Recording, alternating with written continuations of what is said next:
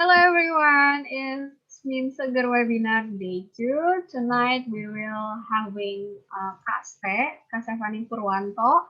So she will bring a topic about with title of navigating international relations in debate, theory, regional landscape, and conflict resolution.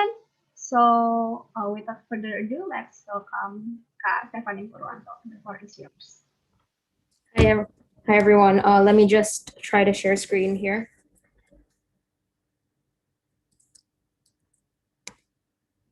Oops.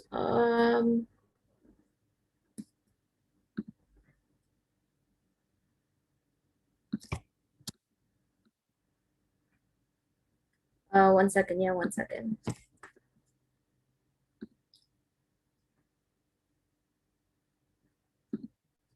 I think my Zoom is just not allowing recording, so I'm gonna change that.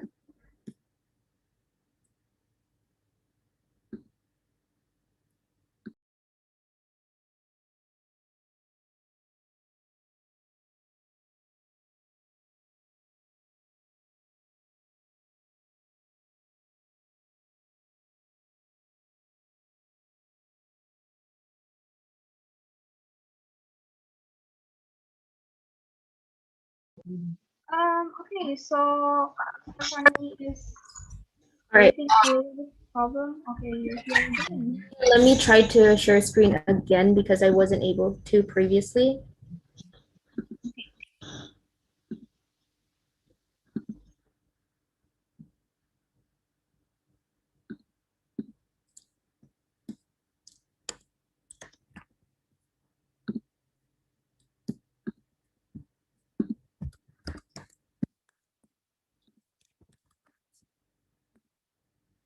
Okay, I think yeah.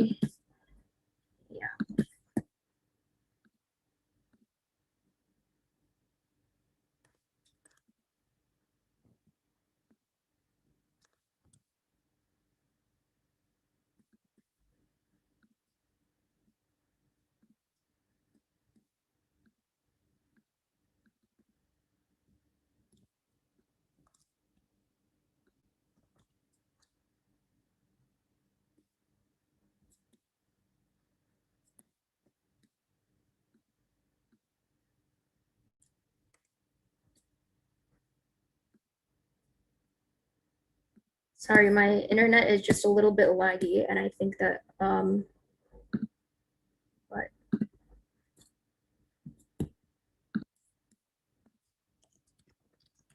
okay. Let me know if you can see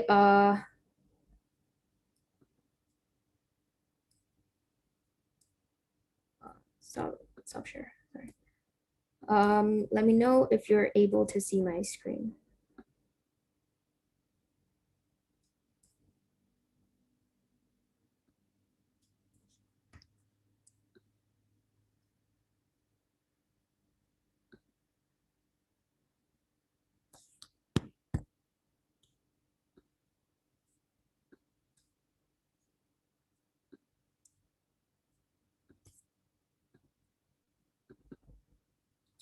Yeah, can everyone see my screen?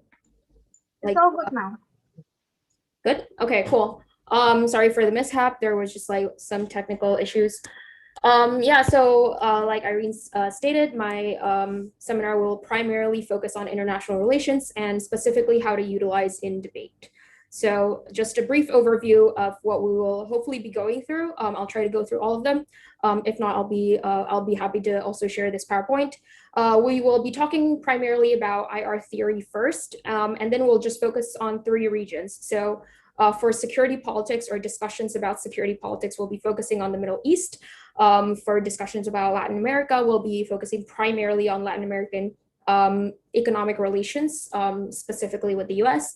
And then we'll talk about power vacuum issues, primarily in states that are newly independent, such as those in Africa, and how those power vacuums have resulted in some form of political instability. And then we'll discuss global hegemons, including US foreign policy and some international organizations, UN, IMF, and the World Bank.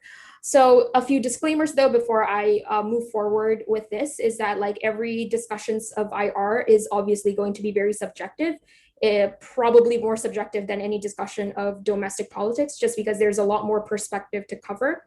So I do want you to be quite aware of where you're getting your news, right? Or what you're, where you're getting your information from. Specifically in this seminar, I will tell you up front that my political leaning is very far left. So it is going to be focusing on a lot more, there will be some inkling of like my biases in this seminar. So take everything with a grain of salt, and obviously choose readings that you're interested in.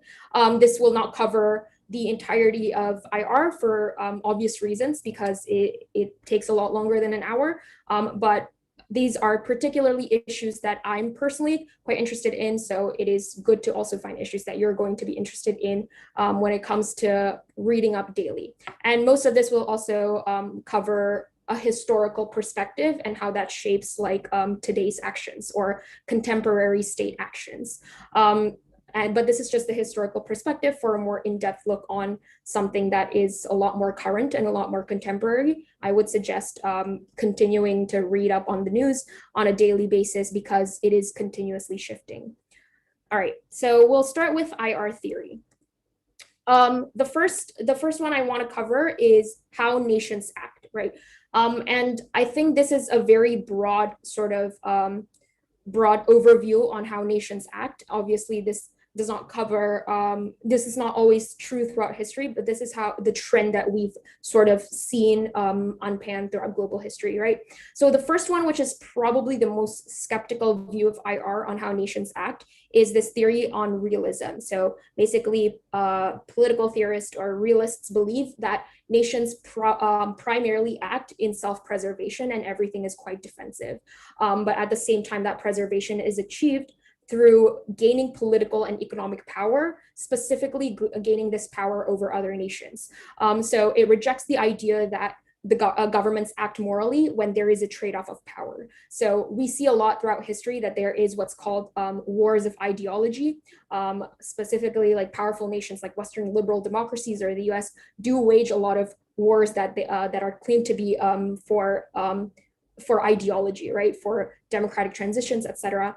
Realists would argue that it is never that is never the intention, or ideology or a moral high ground is never the intention. Rather, it is a goal for self-preservation. So the primary tool for achieving this goal would be through violence or militarism. Governments then should place their priority and a large funding of their budget on national security. Some examples of what modern day theorists are theorists in general would call realists or realist nations would be countries like China and Russia, who are quite adamant about preserving their military and opting for that more so than diplomacy or opting into international institutions like the UN, right? So Russia's decision, for instance, to militarize with Syria, even with the threat of like US sanctions, or like China's decision to keep North Korea under their nuclear umbrella, for instance, and allow for nuclear testings, are all sort of like examples of realist strategies that even though there are other countries that are, even though there is a risk of things like sanctions, they still impose that sense of military power and military alliance for the sake of self-preservation or for the sake of gaining more power. So some strategies or utilizations under realism would be like something you've heard probably is MAD, or mutually assured destruction, which is basically just the theory that covers why nations develop nuclear weapons or very destructive weapons like nuclear warfare, right? The idea here is that even though you never use it, and no nation has ever used nuclear bombs since Hiroshima and Nagasaki in 1945, even though no nations have used that, a lot of nations still build that and still invest a lot of money into this technology just to threaten other nations. So just to assure other nations that if they do anything to you, you can assure their destruction. So this is mutually assured destruction. It is a strategy that realists believe to be beneficial and still utilized. The second theory is liberalism. So this is basically more of a modern kind of Western theory of how nations act, right? A prominent writer, Fukuyama, wrote what's called the end of history, which is this idea that we've reached a point where countries are transitioning or should transition into liberalism, and that will be the end of history. That would end all wars, all conflict, and then we could go on to preserve this system. So the theory is that liberalism would bring about like a peaceful global system and won't bring about a lot of issues. So it's very obviously oppositional towards like authoritarianism and stuff like that. It is primarily non-reliant, different to realism. It's highly non-reliant on like military actions, but rather advocates for diplomacy, for cooperation, purported by organizations like the UN, like political strategies, like negotiations, a lot of things that people like to debate about or like people like to defend in debates, right? The third is constructivism, which doesn't champion any particular kind of political system, but rather understands that each country is different to each its own, and that historically, culturally, also socially, there are different landscapes to each country, and therefore that would shape their domestic and foreign policy, and there shouldn't be any like imposition towards those countries who do exercise their political social landscapes differently. This is what constructivists primarily believe, right? So for instance, German foreign intervention can only be done when outside threat is sure to threaten other nations as a result of like World War II. So because of the historical ties that Germany encountered in World War II, they adopt a less interventionist policy than say the United States. And it emphasizes on international institutions rather than individual states. So like international standards of behavior that is imposed through like mandates like the UN, even though the UN can't technically impose anything or militarize any country.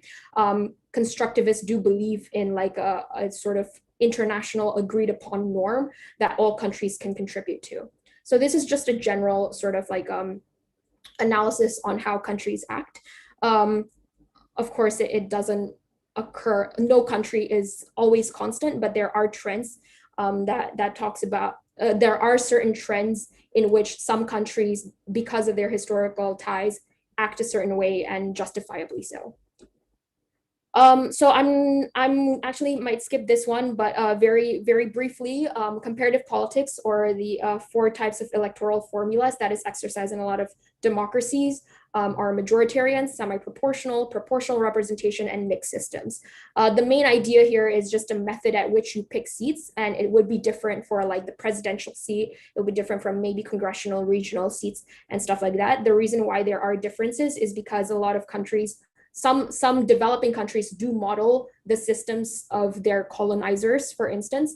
But for the most part, it becomes a question of how complicated is the region within that country, and how do you reach a consensus towards who is able to lead you. So how do you reach like a sense of government legitimacy in order to mitigate the chance of conflict in the future?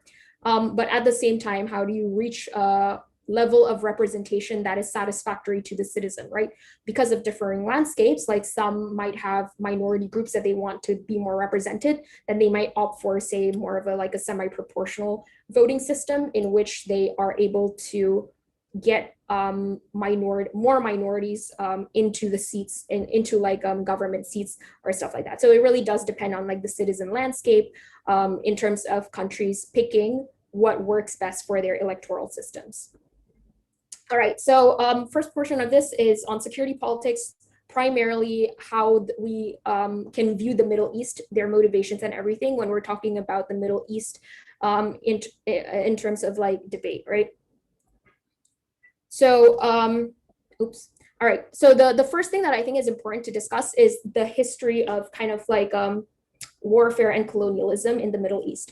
There are still very volatile regions, as you know, and there are a lot of discussions surrounding how they should act and whether or not their actions are justifiable, and sort of policies that should be taken to counter terrorism. But before that, I think it's important to understand the history of kind of disputes and relations with the West, right? So there are a few things that that happened historically, specifically, even back until since the Ottoman Empire, that shaped Middle Eastern motivations, or like the state of Middle Eastern politics to be the way it is, right? A big chunk is World War I, which is sort of like where it starts. The French and the British promised reparations for Arab states post-war. They cooperated on the side of the Allied powers, so the British and the French in World War I. Except this, they didn't follow through this promise, right? So in post-war Europe, they ended up redrawing the borders instead, and redivided a lot of territories in order to reward their European allies, but also sort of punish the Axis power. So at this point, it would be Germany. For instance, in the Treaty of Versailles, it does highlight a lot of like territorial shifting, and Europe did claim a lot of Middle Eastern territories to be their own and under their ruling, under the guise of, oh, it will prevent future wars. So a good example is that Lebanon, after World War I, was ruled by the French, who valued a lot of Christian minority, and a lot of Western religions were also valued under the rule of like these European governments. And that's why you get a lot of instability also between different groups in specific regions. We'll talk more about Sunni Shia later on, but that's why you also get a lot of like religious pinning against each other. The creation of Israel as a state is also something that is huge for contributing to instability in the Middle Eastern region, and still continues today in like the Israeli-Palestinian conflict, right?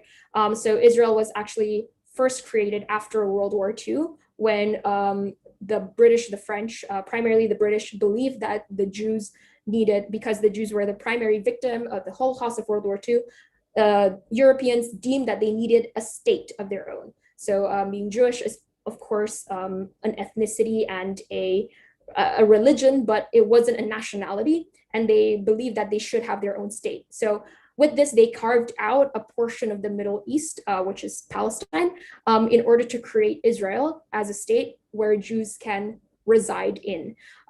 They became then a proxy, or Israel became a proxy of Western power, mainly by the British. So those borders were sort of almost like stolen, right, from Palestine.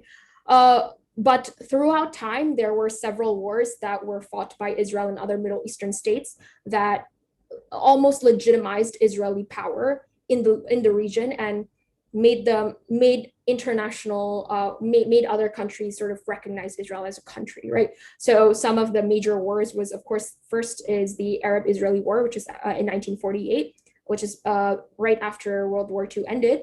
Arab states did not like that there was sort of this foreign power residing in the region, and therefore a lot of them did try to fight Israel, but because Israel was backed by Western military, they won the war and they were able to keep their region. There was a 6-day war in 1967. A lot of these was trying to obtain more territory. So a big chunk of the resource-rich territory that Israel did try to obtain was like the Suez Canal from Egypt, which I believe did play a prominent role in the 6-day war, and then the Yom Kippur War in 1973. Which was also a territorial dispute. I believe it was the river, the Egypt Sinai. So a lot of these wars were fought, and a lot of the territory did like a lot of the Arab states did manage to keep their own territories, but at the end of the day, because militarily Israel was backed by the West, they were still able to preserve their identity in the region. And until today, there are lots of disputed territory, like Jerusalem is a very disputed territory between Israel and Palestine, right? Because both have religious claims to that region or to that city. So there were clear borders that were drawn after all these wars, that Palestinians were not able to cross into Israel, and Israeli were also not able to cross into Palestinian borders that were drawn because of these wars. So that is also why there is a lot of growing anti-Zionist movement that is prevalent until today, mainly because Palestine is trying to gain back the territory that they had pre-World War II, but also a lot of Arab states and neighboring states did not like that there was almost like a proxy Western power that was created specifically to reside in that region, right? a lot of the conflicts also did come from international trade and the oil disparity that is seen elsewhere, but is prominent in the Middle East, or like resource-rich Middle Eastern nations. So oil wealth did necessitate a lot of Arab states to establish bureaucracies that would protect their resources. And Western powers such as the British and the French did like to manipulate the sectarian or ethnic division so that the governments did become volatile to the extent that they had to rely on like Western trade, right? So we'll talk more about like oil and Saudi Arabia later on. World War II is obviously like a big thing also that happened that destabilized the Middle East and increased animosity towards the West. Towards the West. The US projected different power on the Middle East, especially with involvement in the Cold War and the anti-Soviet Union propaganda. So around the 1960s was when the Cold War happened. But because the US and then the Soviet Union was quite far from each other, and then the Cold War never actually manifested into a physical war. But the US did treat Middle East to become like the proxy state or the middling state where they would try to get to the Soviet Union, or they would try to sort of impose force on the Soviet Union, right? So the Middle East is seen as Cold War land backed by anti-democratic forces, and the US did see them as the enemy. So in 1958, US Marines landed in Beirut, for instance, to prevent leftist nationalist forces, or ideologically, the US did try to sway a lot of Middle Eastern nations, especially when they saw the threat of like communism rising from Soviet Union, and they still wanted to remain sort of like the global hegemon at this time, right? So the US invested in oil and counterterrorism, and then they got a lot of terrorist backlash because they tried to change the systems that was in place in a lot of governments in the Middle East. It's also important to realize how much the US did help a lot of European states post-World War II with things like the Marshall Plan. So after the World War, when there were European states who needed reparations, the US did invest a lot in those reparations for the European states, but the same promise was not granted to their Middle Eastern allies or like to their foreign allies, even though that promise was made, right? So from all this, it did build a lot of animosity, and 9/11 was a big turning point, and the Iraq War, right? So the series of invasion that was conducted by the US, whether it's for oil, whether it's like for counterterrorism, 9/11 became a big turning point. At this time, there were already a lot of anti-Western groups, and in the media, we see them as terrorist groups. And that's what ignited 9/11, right? That's what drove bin Laden to do 9/11. And because of 9/11, and because that happened in American territory, Bush was pushed to ignite the Iraq War and invaded Iraq. So within the region, there was a huge ignition of like the Sunni Shia conflict, destabilized the whole region. And Baghdad, which was at the time one of the most industrial Arab fronts or Arab cities, they fell within 3 days because of US invasion. So US military is incredibly strong and in the Middle East. And this is just kind of like a background of the rationale of Middle Eastern countries and in wanting to keep up their systems. Colonialism and the Ottoman Empire was also big. Obviously, in the Ottoman Empire, there was a huge wave of like pan-Islamism, where a lot of states or a lot of Islam states were conquered like 1/4 of the world. So to see that being broken up by world wars and to see individual states being their borders being redrawn did sort of violate this sense of like identity and the sense of sovereignty for a lot of Middle Eastern states. So regimes post-colonialism, again, I'm going to just skim through this. There are some democratic regimes, but most are authoritarian. And the way you describe authoritarian is it doesn't look as savory. So like it is true that there's limited civil rights that's protected by the government. Big examples are Egypt, Saudi Arabia, Tunisia, primarily because they do operate on like religious systems, right? So these authoritarianism, of course, manifested in different ways. Like there are monarchy, presidential, or authoritarian republic, and hybrid. So this is not to say that the Middle East is great with civil liberties as well, or like is great in treating all their citizens, but there is a rationale behind needing to upkeep this sense of like tradition, especially for states that adopted monarchy, like Saudi Arabia, like Jordan, UAE, Qatar, or like places a high emphasis on on tradition and on continuity, it is because a lot of the modern day wars that did invade their region, or like that did kind of break up their or cause instability in the region, is seen as like a threat, right? So there is this kind of protectionist measure, or this need to really be strict and protective with their resources and also their regimes. So yeah, it is important to just understand the rationale behind needing to upkeep these systems. Some examples of like presidential authoritarian republics are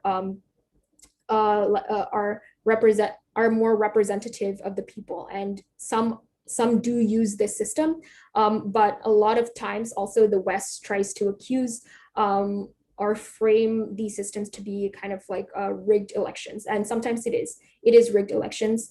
Bashar al-Assad is accused several times to have rigged approval ratings of above 90%. Gaddafi winning 98% is also said to be likely rigged. At the end of the day, it is difficult for the West to kind of portray the Middle East to be a region that does have a sense of like government legitimacy when there is little civil rights present. And in a lot of states, it's also a lot more volatile, right? That's why the Arab Spring did spark in 2010 in Tunisia. It's because admittedly there is not that many rights, but there is also like that need to protect national resources and to protect government structures.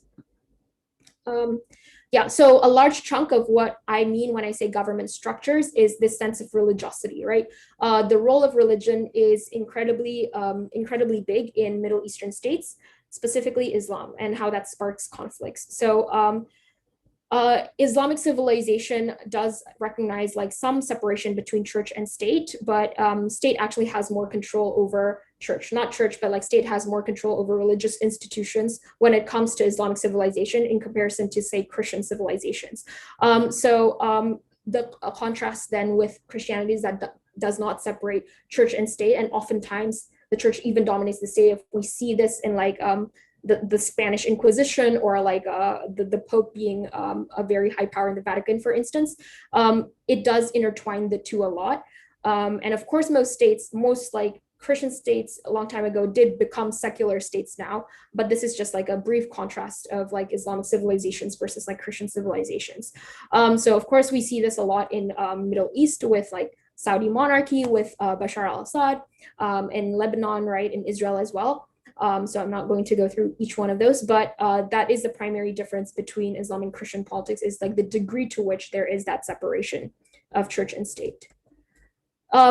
And of course, the emphasis on religion have sparked a lot of conflicts, and a lot of domestic internal conflicts, right? A big example that you've probably heard of a lot is the Sunni-Shia conflict. So the crux of the Sunni-Shia conflict is that belief of who should be the next political leader. Whereas the Shia believe that it should be Ali, or the successor of should be someone who's related to Muhammad. Sunnis believe in merit. So the Sunnis believe that the leader should be you should not assign any form of like divinity to a person, including Ali himself, and it should be, because that's idolatry, and it should be any leader with merit to lead a nation, right? And this is what causes a lot of the divide, because they could not agree on who should lead after the death of Muhammad.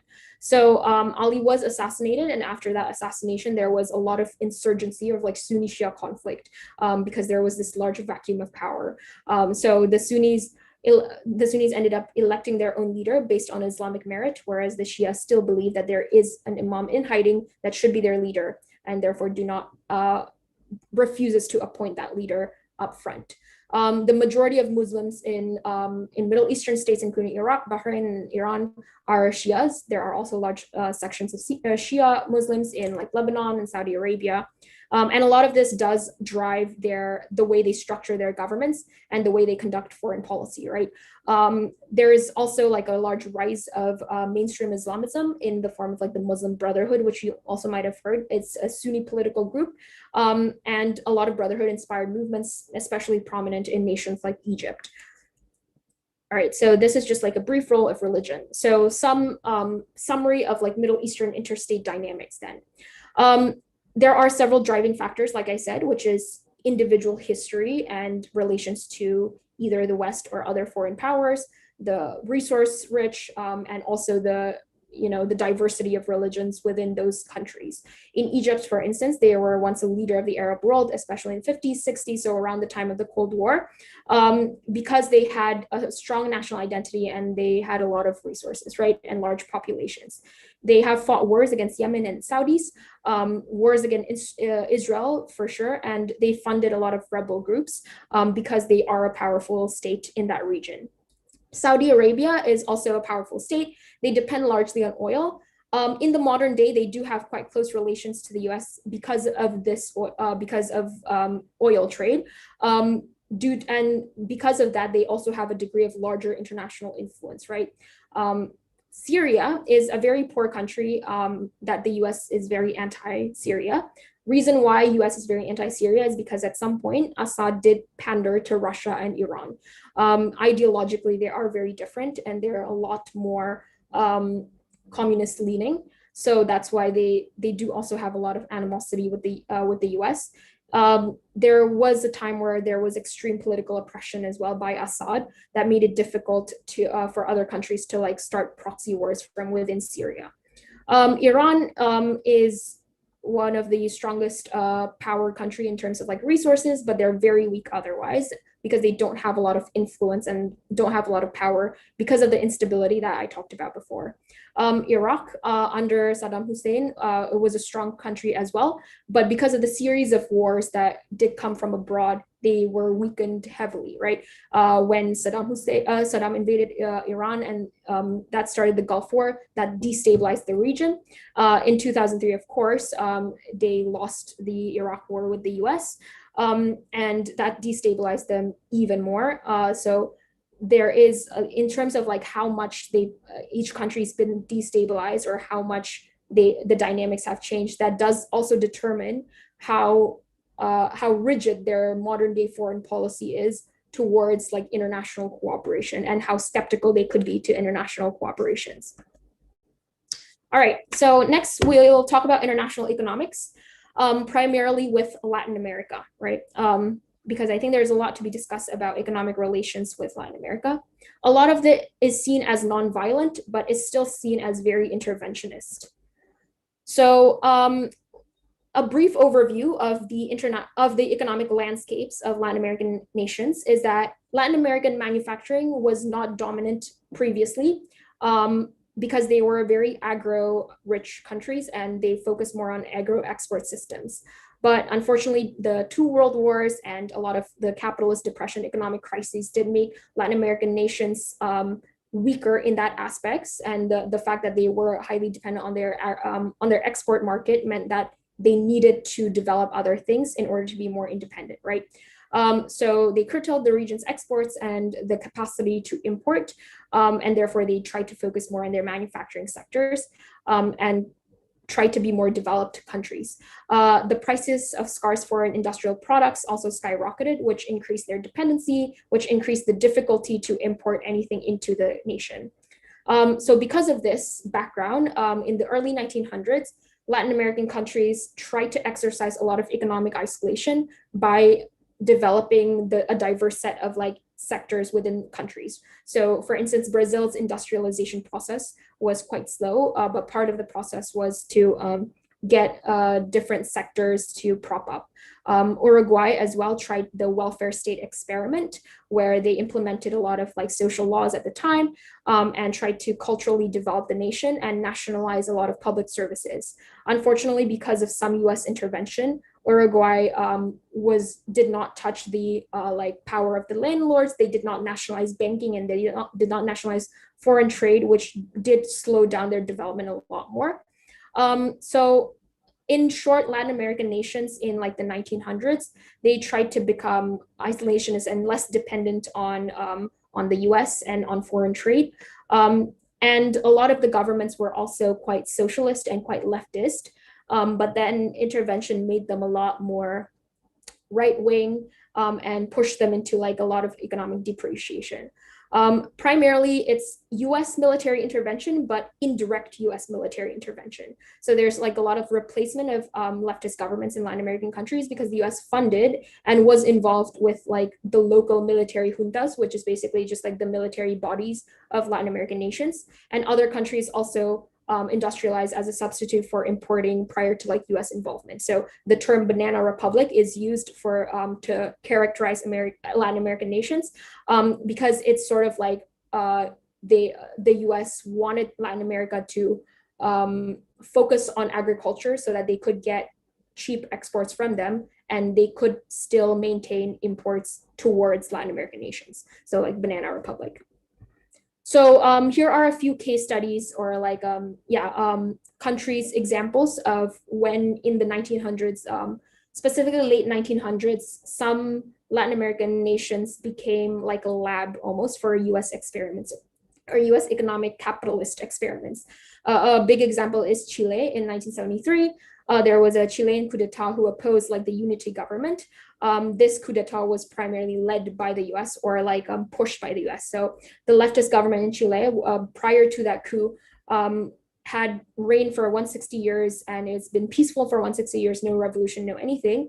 But Nixon at this time ordered an economic war that placed more than 13,000 civilians at arrest or imprisoned through the leader, a Chilean leader called Pinochet, who did manage to win over the country and became president in 1974. So they advocated for this free market trinity ideology to open up the borders of Chile to foreign trade so that the US could kind of infiltrate their export market.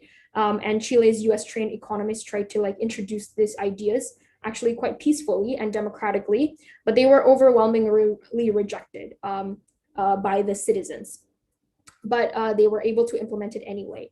The result of that, of Pinochet's policies, was that there are privatization of like state-owned enterprises, like banks. They opened borders to foreign imports. A lot of the government spending was cut, except the military spending, because they wanted to keep the military junta, who was siding with the US, to be strong, right? The US convinced Pinochet of withdrawing a lot of government involvement, and the result of this, again, was that inflation reached like 375% within that same year. Because of this privatization, a lot of industrial jobs was lost, specifically hundreds of thousands of industrial jobs in just the span of 10 years. And by the mid-80s, the manufacturing percentage dropped heavily. So Chile was forced into becoming more dependent on foreign trade, even though they were already developing at that time. This lasted until the rule of Pinochet lasted until 1988 and transitioned back into the civilian government they had before. But until today, Chile remains one of the most unequal, biggest wage disparity countries in the world, specifically because there was this crisis from the 70s, right? Because of the economic intervention of US economists. Another example is Brazil. So Friedman, you might have heard Friedman a lot, American economist or prominent American economist. He traveled to Brazil at the same time, like 1973. At the same time, they were conducting experiments in Chile. And at this time, Brazil was different in that they were a lot more unstable and they were at the height of brutality. So it was the reason why they were already an unstable region at the time is because the US was already supporting like the military junta in Brazil, right? So a lot of the generals who came to power in 64, who promised financial order, actually took debt of like $3 billion, or $3 to $103 billion in 1985. And a large reason why they took up this debt is because they were under a lot of like this instability, that the recommendation that came from the US and from the IMF is for them to take up debt so that they could pay even more in interest in the future or in the long run. I'll discuss this more later. In Uruguay as well, military stage coup at the same time, 1973. American economists, including Arnold Harberger, University of Chicago economist, recommended tax system or commercial policies that opened up Uruguay's borders. As a result, their real wages dropped heavily as well, and the military or the junta also took up a lot of debt, same way as they did in Brazil, right? When they seized power. So they took up billions of dollars in debt and a huge loan from the IMF, which meant that they needed a long time to repay that debt in the future. Argentina in 1976, there was actually internal uprising before there was Western intervention, or before there was US intervention. So in 76, the junta actually seized power from Isabel Perón, and within a year, their wages had already depreciated, and there were increasing level of poverty.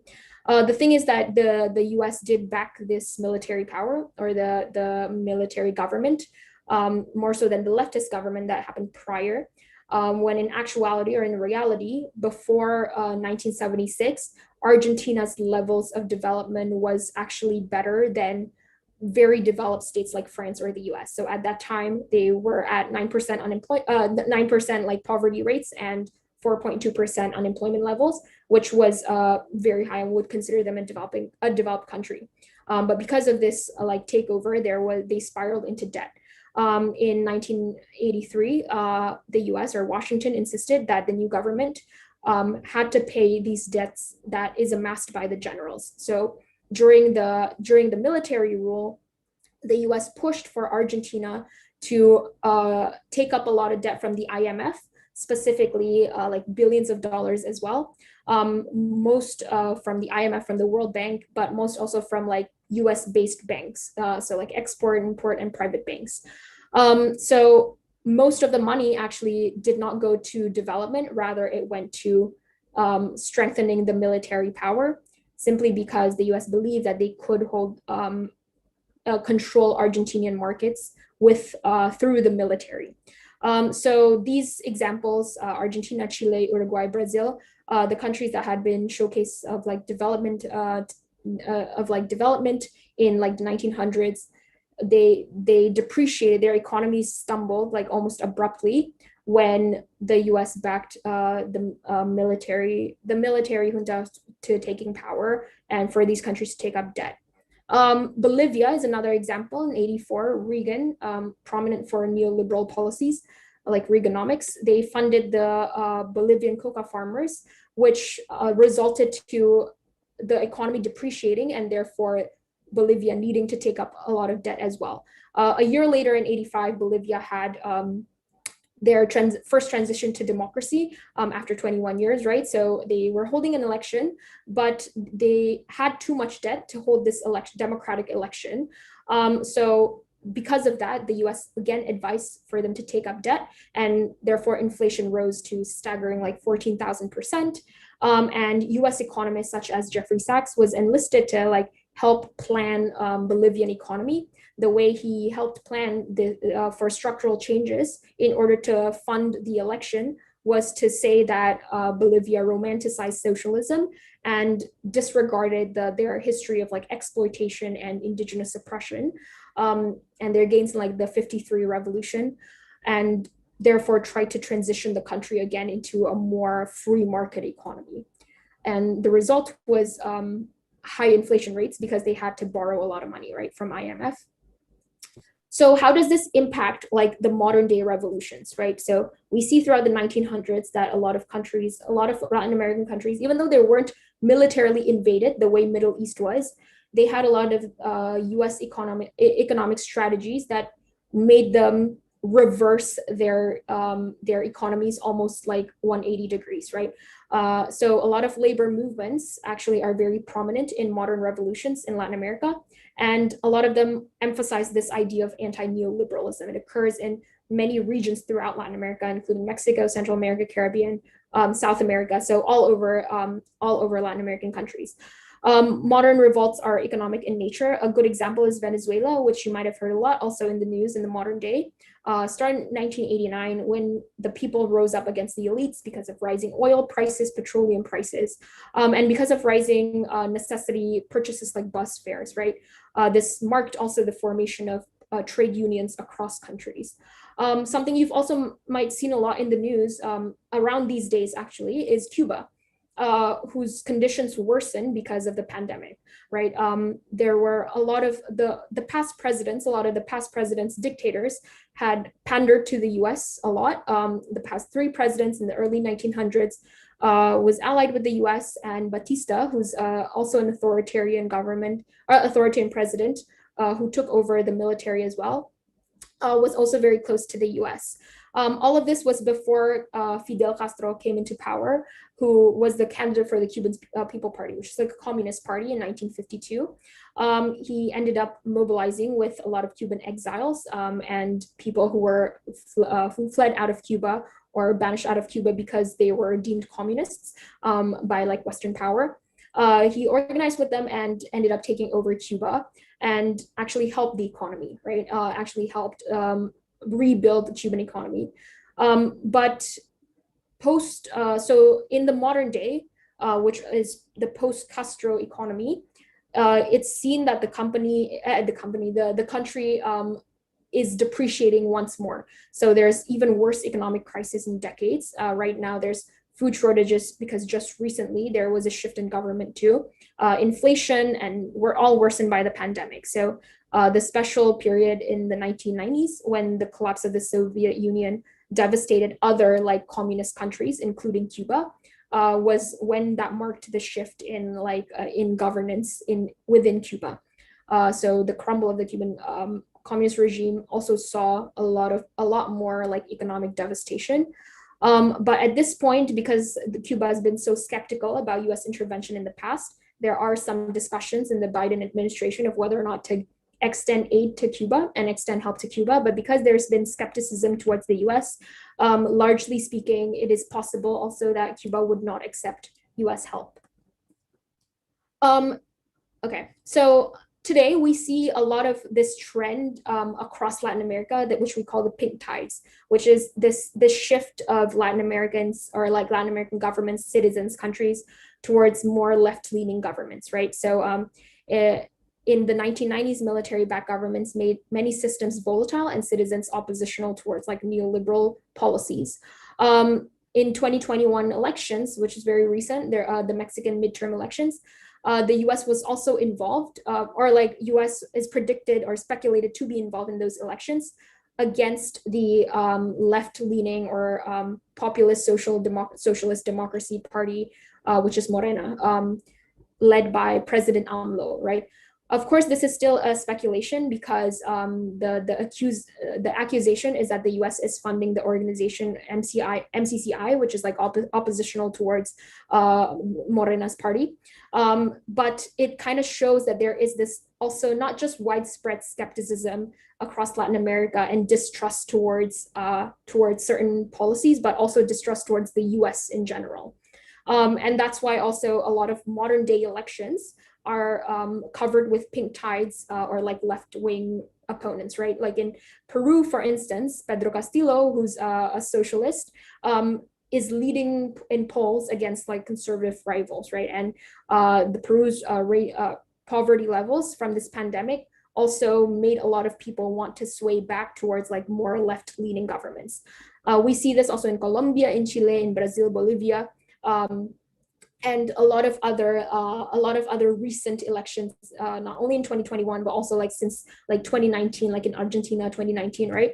A lot of these countries either have already elected a left-leaning sort of candidate or leader, or is moving towards like diminishing the right-wing parties. I think one of the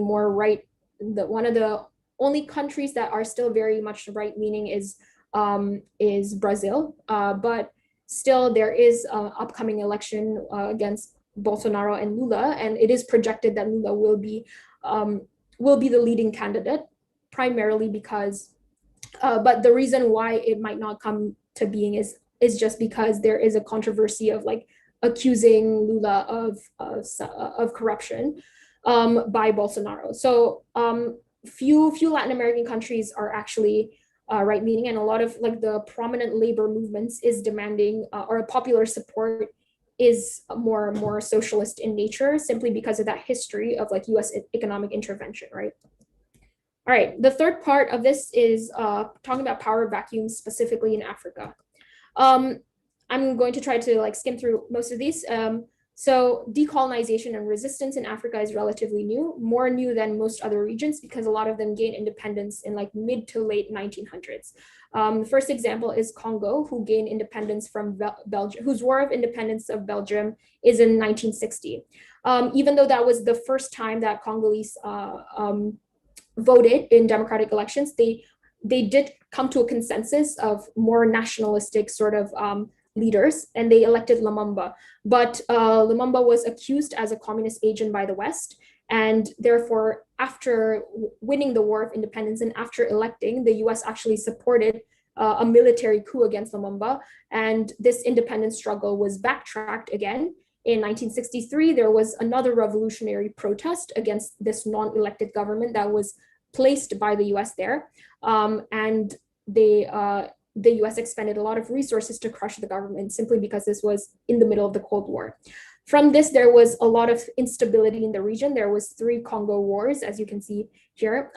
So the Rwandan genocide that happened in 1994 perpetuated a lot of instability in Eastern Congo as a region, right? And the Rwandan genocide was also a result of Belgian colonialism, who issued, the Belgian government issued a lot of identity cards within Rwanda. And that's what made a lot of the ethnic divisions a lot more prominent. Because Rwanda is neighboring Congo, there was a lot of refugees fleeing to Congo, and this did cause a lot of instability in the region, and co-opted other nations to join in militarily, including Uganda and Angola, right? So there was a lot of instability in Eastern Congo, but also a lot of disagreements in who should be the leading party and who should be who could make up a legitimate government. Because the one time that Congo actually had democratic elections, that was immediately followed by a revolution. So this history of like decolonization and resistance did cause a lot of power vacuum that when the West just kind of left the region. And that's what is causing a lot of the internal ethnic divides, but also the inability to kind of develop as a nation, simply because there is no, it's almost impossible for legitimate governments to rise to power after even post-colonialism. Algeria is another example. French colonialism in Algeria was very prominent. In 1954, there was this conflict where European settlers in Algeria had a large community of Jews and a large community of like different ethnic groups, different religious groups, right? After World War II, there was a lot more pro-independence struggles in Algeria, and the more nationalistic movements or militants, right, which coincided a lot with like worker strikes that involved like both Algerian and French workers. So there wasn't at this time, there wasn't necessarily a class of like French elites, although there was a good chunk of like French minority groups and like religious minority groups. But during the French rule, there was a lot of issues that had to do with French budget deficit. So like the French experienced a lot of consequences of needing to budget the soldiers for the independence revolts that happened around this time. And therefore they never really sort of established a stable government before leaving. It just kind of happened more abruptly, right? When the French finally retreated in 1963 upon signing the Evian agreements, that was the time when Algeria finally gained their independence. But because the party that rose to power had little to no experience, like the Algerian Communist Party, echoed the French Communist Party, even though at that time they were most aware of the large populations or the differences in populations in Algeria. A lot of people were skeptical towards this party, and therefore the FLN was the party that took power. Unfortunately, though, the FLN was not as familiar with the demographics in the region, and that's why they weren't able to develop as efficiently as maybe other post-colonial governments.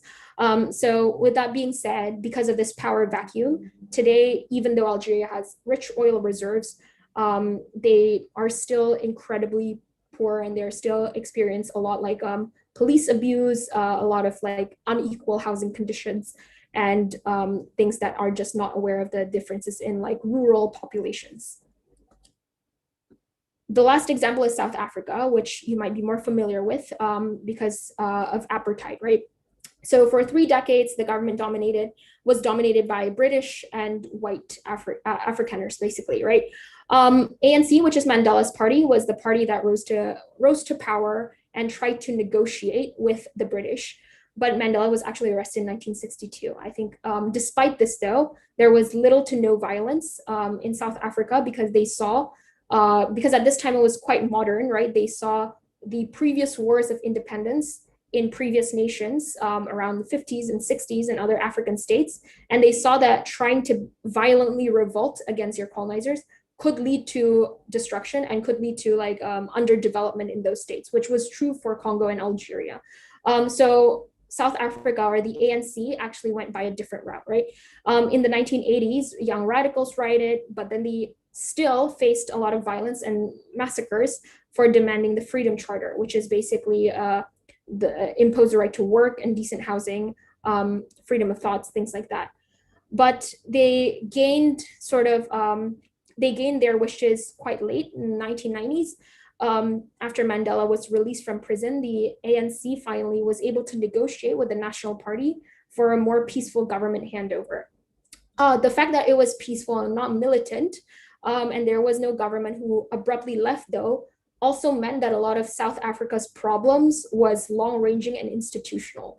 So even though it was a peaceful transition, apartheid sort of institutions and this inequality still persisted. So Mandela wanted to nationalize banks, mines, and other monopolizing industries, but because they were still owned by like white conglomerates in South Africa, and they still controlled like a big chunk of the stock exchange, he was not unable to do that, even though there was already that shift in government. So today, a lot of the biggest corporations and a lot of the biggest sort of assets in South Africa is still owned by previous apartheid rurals of apartheid, or like apartheid government, even though there was already that peaceful kind of handover, right?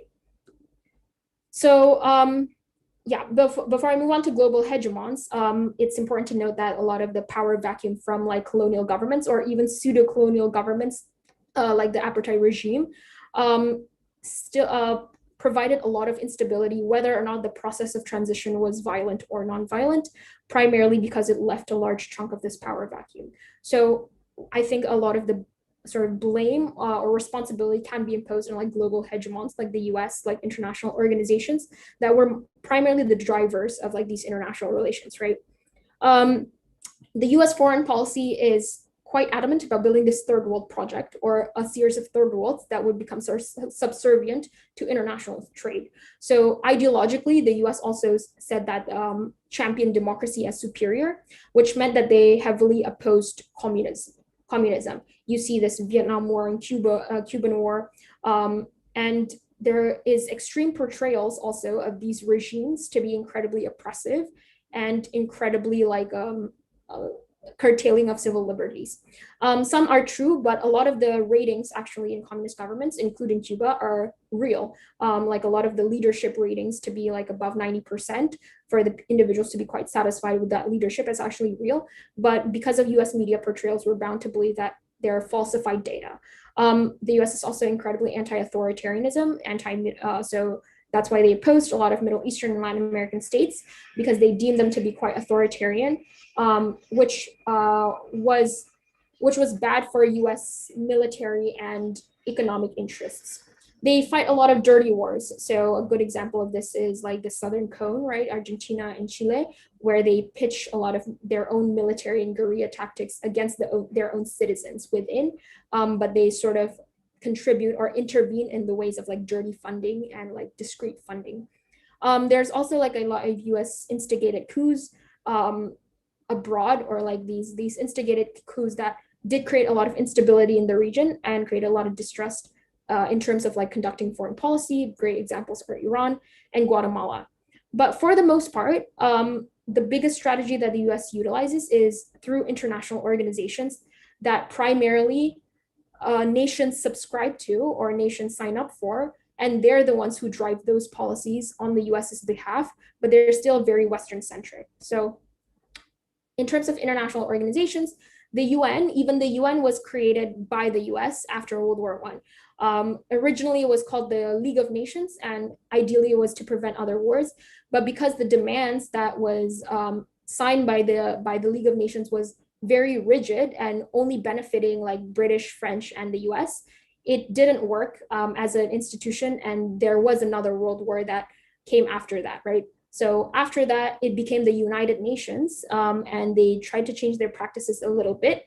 And the power of the United Nations was curtailed heavily between World Wars I and II. So today, what the UN does is they are normally passive, but they also overlook a lot of like more humanitarian kind of based efforts. So they can make a lot of recommendations, but they cannot make any policies. They also cannot be militant. They have peacekeepers that could occupy a certain region or a certain state. They could only be defensive, but they cannot be militant in those regions they occupy. So they cannot implement any policies. They can only do research and recommendations. And this is because the role of this organization was heavily curtailed after being forceful led to another world war. But there are more discrete ways that West is forceful in the international realm, which is through money. So World Bank and the IMF prominent in sort of creating this kind of force, right? The World Bank is considered a philanthropic global organization. So they do a lot of aid, they do a lot of development efforts, stuff like that. But a lot of their credits are actually also conditional on signature and implementation. So for instance, the US would not aid authoritarian regimes like Syria, or not the US, the World Bank would not give aid to like countries like Syria, but they would give aid, quote unquote, aid to countries that are promising in terms of like trade, in terms of benefiting the US. And oftentimes this aid or like this credits are conditional on requiring letters of intention that is written to the IMF, whether or not the IMF wants to issue those loans. So the IMF and the World Bank was also created as a response to World War II in the 1944 Bretton Woods Conference. And it gives a lot of veto power to the US because it is based in the US. And the ideology is that all state enterprises should be privatized to foreign barriers. So this is both philanthropic and incredibly capitalistic institutions that sort of hikes up debt rates or like interest rates, and also makes aid conditional on you opening up your borders. So more specifically on the IMF, they operate on a principle of like financial denationalization, right? So there were a lot of monetary stabilization efforts, like specifically in the 50s or post-World War II, especially when countries are trying to revitalize or resurvive because of all the world war, the expenditure they spent on war. And they did this by issuing a lot of debt load issuance, right? So they're especially in Latin America in the 70s and the 80s, they issued a lot of debt towards nations that are suffering.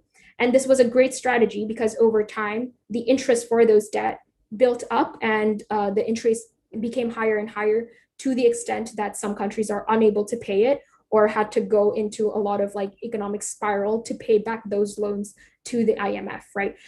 So there were several like economic shocks or like economic crises in developing countries. Specifically, the numbers you can see there is like 25 shocks between 1981, 1983, which is a short amount of time to have that many shocks. But still those shocks sort of like went even higher to like 140 at the height of debt crises. The IMF demands to slash government budget and hike interest rates also towards a lot of Southeast Asian countries in the 1997 Asian financial crisis. So a lot of the austerity measures that the IMF imposes are actually very much harmful and keeps developing nations developing because they need to continue to pay back those loans or that debt. So with all this, how would you utilize it in debate? Very briefly again, right? I think there are important questions to ask if you know the landscapes of these regions. A big question obviously is like, who is the actor, right? What are their powers and limitations of power? It's important to note that the UN cannot do anything to force on anyone. And I think this is something that is a high limitation of power, despite seeming like the UN is quite powerful. But at the same time, people don't talk enough about the IMF and the World Bank to have that much power, when in reality, they caused a lot of they were successful, the IMF was successful in shaping the economies of a lot of regions because they were the ones issuing out loans, even though they don't have military specifically. So who is the actor and what are their powers, right? What are their intentions and their main goals as well? Like under what international framework do they operate under? So is China and Russia more likely to militarize when they see threat? Or are they more likely to go to the UN or to go through methods of negotiations? And why is that the case? Is it because they're like more defensive of their borders because of past threats? Is it because it's just a principle that they've operated by for hundreds of years? So what is the framework that they are likely to operate on, right? Also, a big question, obviously, is what is their degree of culpability of responsibility? So it's like when you're talking about whether or not the US should intervene in XYZ sort of like crisis, there's a question of do they have the obligation to intervene and who caused that instability in the first place, right? How could an actor's decision also be effective? So it's like, how could foreign policy be effective? And what constitutes as effective at all, right? Like, are we talking economic growth? Are we talking government legitimacy? Are we talking about pressuring a state to do certain decisions, right? You hear a lot of debates about sanctions, about like the pressure that you impose on certain states. To what extent could you be effective? Like if you're posing sanctions on China, would they care to the extent that they're a realist nation that wants to prop up their military? What are the strategies that they could utilize? For instance, like what is the alternative? Could you appeal to the IMF or the World Bank or to the UN? Could that be powerful or more powerful? Or could you appeal to things like bilateral trade, right? Instead of jumping straight to force or military intervention. What states are more strategic partners or less strategic partners, and what would the citizens of your country permit you to do or to not do? So even though you're able to do something to say like Latin American states, how would the citizens feel in those states, considering that there's been like numerous labor movements or numerous sort of distrust against certain institutions, right? And would that cause even more instability because of revolts? Lastly, how does intervention occur, or how does it differ with cooperation, right? Because there's a very distinct metric, as we've seen in the past, between like someone outrightly intervening versus someone trying to, or like a state or an international organization attempting to cooperate. Yeah, and I believe that's the end of it. I don't know if there are, if the committee wants to open up for questions or anything like that. Yeah, so if you guys have any questions, you can unmute yourself or just chat in the chat box. Meanwhile, there's already a question from our YouTube viewers from Don Corneo. I notice your webinars is super matter heavy. My question is how you are able to build the move to matter lot. Secondly, is how to matter lot strategically. Matter log. I don't. That's the short answer is I don't. So I think the primary strategy is to find topics that you're genuinely interested in. So if you ask me very specific questions about, say, like the development of bioweapons or something, I would know nothing about that because it is not particularly something that I do read up on voluntarily. So, and it's okay if you're not every topic you're interested in, but find topics that you are interested in. Another thing is also I would find angles that would interest you more. So for me, IR isn't like something that is super easy to read up on. It's not easy to like keep up the news because a lot of it is stale and boring. But documentaries, podcasts, and like more leftist sort of like views on IR is something that I find more interesting. And so I do listen more to that and read up more on that. So just find angles that you are more interested in. And if reading is not your forte, then I would recommend podcasts and documentaries. I think that's an easier way to consume information on a daily basis. I think there's a kind of follow-up question. Like you mentioned that you listen to podcasts or any other sources. Could you please share to us the sources, like the specific name of the Yeah. I listen to some IR podcasts. These are all very left-leaning. Let me check. With documentaries, though, it's just any documentaries. I think I find enjoyment in anything that is high rated, piques my interest. With readings, I would recommend a lot of journals and kind of books. I think that's a little bit more interesting. My favorite author is Naomi Klein. In terms of podcast, I do find a lot of more funny podcasts to be quite entertaining. So The Insurgents is one like a podcast that I do like. Revolutionary Left as well. There's this one, the Socialist Program is quite good.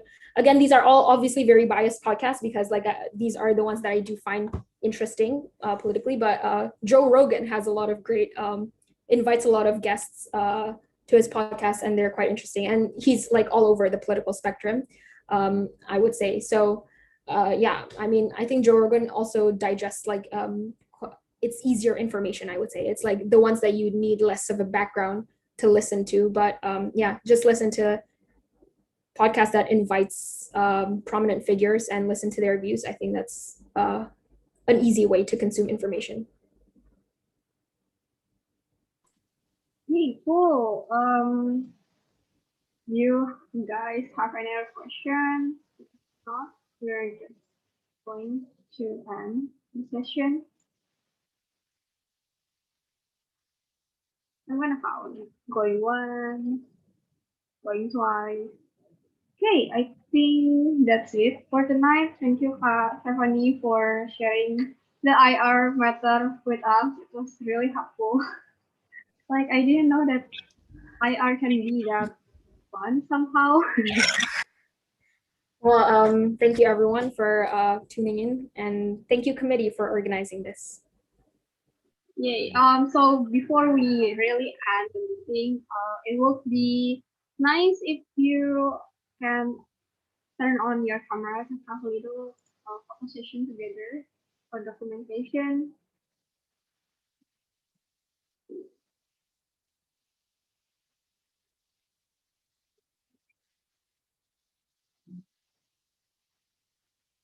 Okay. Does anyone want to turn on their camera?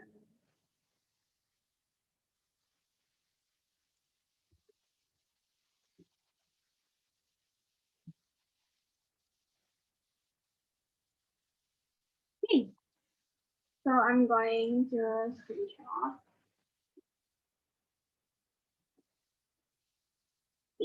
Oh.